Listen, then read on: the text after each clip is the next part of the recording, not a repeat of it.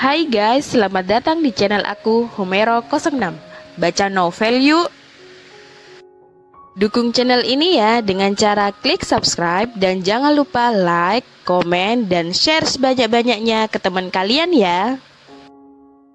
Selamat membaca dan mendengarkan. Cinta Naura bab 36.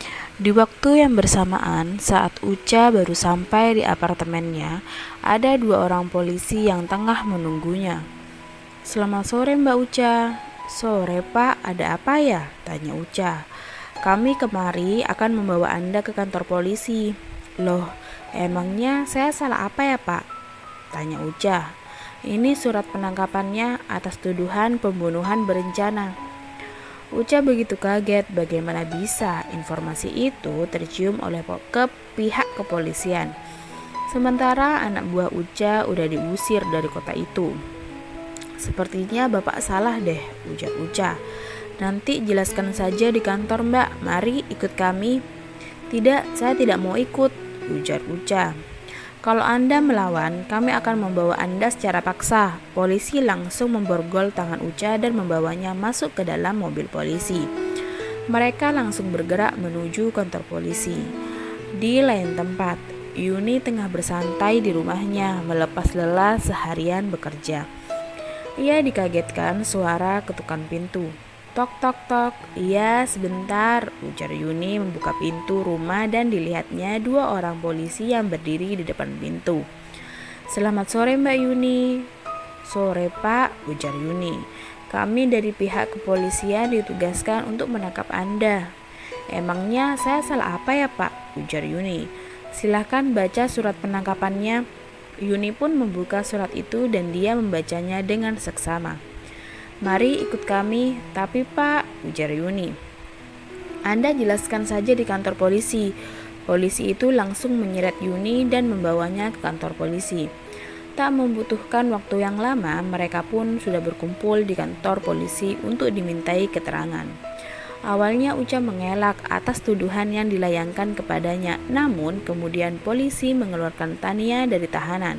Begitu kagetnya Uca dan Yuni melihat Tania yang memakai baju tahanan. Terjadilah perdebatan dan cekcok mulut dari ketiga wanita itu. Uca terus saja berkelit dan malah menyalahkan Tania. Namun Tania bukanlah wanita yang bodoh dan mudah untuk ditindas. Ternyata selama ini dia merekam setiap percakapan mereka dan menyerahkan kepada polisi sebagai bukti keterlibatan mereka berdua. Uca dan Yuni tidak bisa mengelak lagi karena bukti-bukti itu sudah kuat. Akhirnya mereka bertiga masuk ke dalam sel yang sama. "Sumpah aku benci banget sama Kak Tania. Bisa-bisanya dia menyerahkan diri ke polisi. Sekarang aku malah ikut di penjara karena kasus ini," gumam Uca dalam hati. Pihak kepolisian mengabarkan kepada Vito bahwa Uca dan Yuni sudah ditangkap. Vito baru sampai di rumah tantenya. Mas sudah pulang," ujar Naura. Naura menyalami suaminya dan Om Vito. "Tante gimana keadaannya?" tanya Om. "Udah mulai baik kok Om. Tadi Naura dan Dimas ngajak Tante jalan-jalan sebentar di halaman belakang. Sekarang Tante di kamar dan Dimas lagi mandi," ujar Naura. Ya udah Om nemuin Tante dulu ya," ujar Om Vito. "Iya Om," ujar Naura. Om Vito meninggalkan Naura dan Vito di ruang tamu. "Naura," panggil Vito. "Iya Mas," jawab Naura. "Kamu gak kangen sama Mas?" ujar Vito. "Kangen banget Mas," ujar Naura. Naura memeluk Vito dengan penuh erat. "Mas juga kangen sama kamu," ujar Vito mengecup kening Naura. "Mas, gimana Kak Tania? Katanya udah masuk sel ya Mas." "Naura kasihan sama Kak Tania Mas," ujar Naura. "Iya sayang, nanti urusan Kak Tania serahkan saja ya sama pengacara Mas aja. Oh iya, Uca dan Yuni juga udah ditangkap. Tadi Mas dapat laporan dari kantor polisi," ujar Vito. "Syukurlah, mudah-mudahan mereka berubah ya Mas, gak jahat lagi," ujar Naura. "Iya, sekarang kita mandi dulu ya. Udah gerah banget nih Mas, pengen mandi bareng," ujar Vito. Wajah Naura langsung merah saat Vito mengajaknya mandi. "Tapi janji ya mandi aja, gak ada embel-embel lain," ujar Naura. "Gak janji kalau itu mah." Vito langsung menggendong Naura menuju kamarnya. Ih, Mas nakal. Naura memukul dada Vito dengan begitu manja. Akhirnya mereka pun mandi bersama dan betul saja hanya mandi biasa karena Dimas yang tiba-tiba muncul mengetuk pintu kamar mencari mamanya. Hari berikutnya, Naura tengah sibuk menyelesaikan laporan akhir magangnya. Hari ini ia terakhir magang di kantor suaminya. Karena Yuni ditangkap polisi, tugas sekretaris terpaksa ia handle untuk sementara waktu, meskipun tugas magangnya belum selesai, dan juga sampai Vito mendapatkan sekretaris baru. Telepon kantor pun berbunyi dan Naura mengangkat teleponnya. "Halo mas, ada apa?" ujar Naura. "Bisa bawakan laporan tentang meeting dengan perusahaan Mustika Jaya enggak?" ujar Vito. "Naura coba lihat dulu ya di meja Mbak Yuni." "Naura cari dulu ya mas," ujar Naura. Naura ke meja Yuni dan mencari laporan yang dimaksudkan oleh Vito. "Apa laporan ini ya yang mas maksud? Ini belum selesai dibuat deh sama Mbak Yuni. Aduh, gimana ya caranya?" Naura berpikir sejenak dan akhirnya ia membawa laporan yang belum diselesaikan oleh Yuni. Tak lupa ia membawa buku milik Yuni. "Tok tok tok, masuk." "Mas, laporan ini yang mas maksud, tapi belum selesai mas diselesaikan sama Mbak Yuni. Apa Naura selesaiin dulu ya?" ujar Naura. "Kamu lagi sibuk?" tanya Vito. "Lagi buat laporan akhir magang sih mas, tinggal print dan minta tanda tangan aja sih sebenarnya," ujar Naura. "Ya udah, kamu selesaiin aja dulu laporanmu ini, biar John yang menyelesaikan. Siang ini kita mau foto prewedding," ujar Vito. "Foto mas? Iya, kok kaget gitu?" "Mas, Kak Tania kan lagi susah mas, apa nggak sebaiknya nih acara kita tunda aja mas," ujar Naura. "Nggak bisa gitu dong Naura, undangan kan udah dicetak, persiapan juga hampir beres. Kamu tenang aja ya soal Kak Tania, biar Pak Rudi yang urus Kak Tania, akan bebas bersyarat kok," ujar Vito. "Jadi Kak Tania kan bebas mas," ujar Naura. "Iya, tapi masih tetap dalam pengawasan polisi," ujar Vito. "Ya udah kalau gitu Naura selesaiin tugasnya dulu ya mas," ujar Naura. "Iya sayang." Naura mengecup pipi Vito dan berlari dengan kegirangan. Vito yang kaget dengan tingkah istrinya pun hanya tersenyum dan memegangi pipinya yang sudah terlihat memerah. "Mulai nakal ya, hehehe," ujar Vito.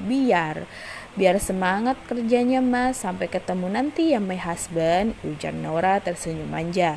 Sebelum menghilang di balik pintu, entahlah rasanya hati Vito jadi berbunga-bunga. Hanya dengan tingkah Naura yang seperti anak ABG itu. Sesuai jadwal siangnya, Vito dan Naura sudah tiba di studio foto milik teman Vito. "Vero, maaf ya, kami sedikit telat tadi, macet," ujar Vito. "Enggak masalah, aku juga baru kelar ngurusin klien aku kok. Ini istrimu ya?" ujar Vero. "Iya, namanya Naura," ujar Vito. "Naura, panggil aku Vero aja ya," ujar Vero. "Emang gak salah pilihan Vito dari dulu?" Iya, Naura kamu ikut Niken ya ke ruang ganti dan make up juga," ujar Vero.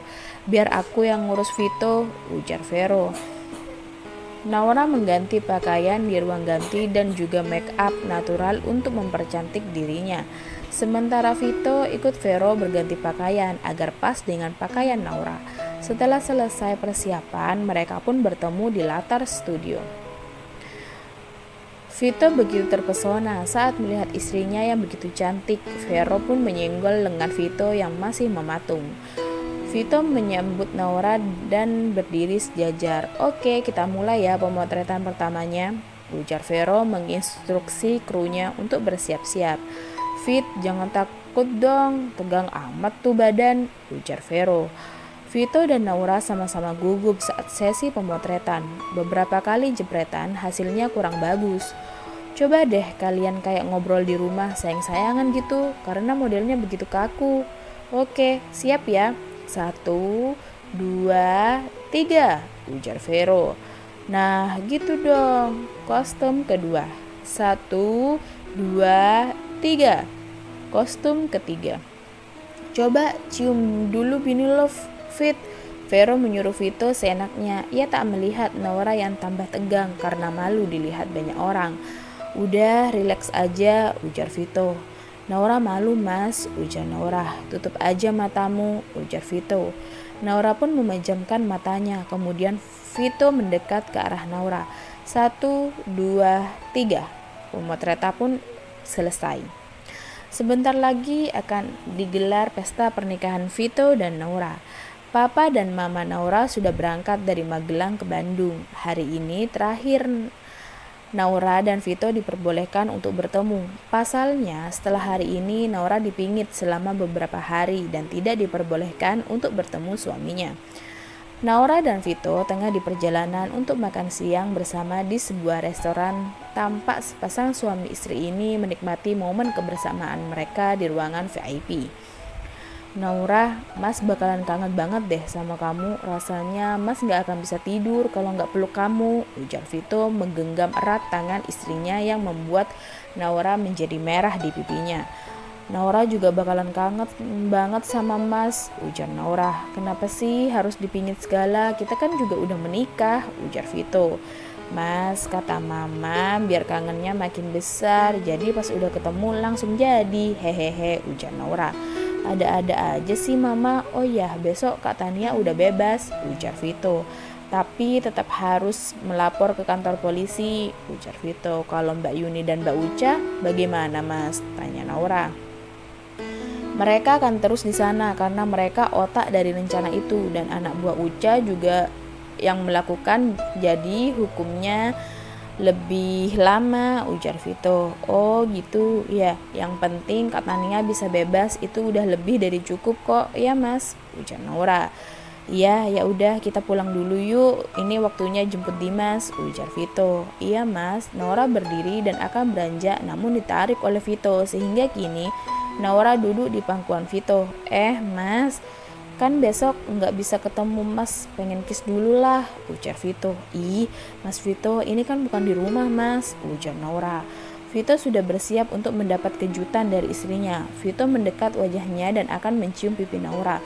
Begitu jahilnya, Vito langsung menolehkan wajahnya hingga kini bibir keduanya bertemu. Tak tanggung-tanggung Naura langsung melahap dengan begitu agresif. Vito pun dengan senang hati menerima semuanya dan dia membalasnya. Naura menghentikannya karena keduanya sudah hampir tak terkontrol lagi. Kenapa Naura? Tanya Vito. Jangan di sini mas, di rumah aja, ujar Naura. Naura masih menganggukkan sambil merapikan kembali pakaian dan akan segera berangkat. Tapi setelah jemput Dimas ya, ujar Naura. Iya sayangku. Vito mengecup pipi Naura yang sudah memerah. Naura dan Vito ingin meninggalkan restoran itu, namun ketika Naura baru keluar, ia dikagetkan dengan seorang pria yang memanggil namanya. Naura, panggil seseorang. Vito dan Naura menoleh secara berbarengan. Adi, ujar Naura. Adi, ujar Vito. Iya om, jawab Adi. Naura menoleh ke arah Vito dan Adi bergantian.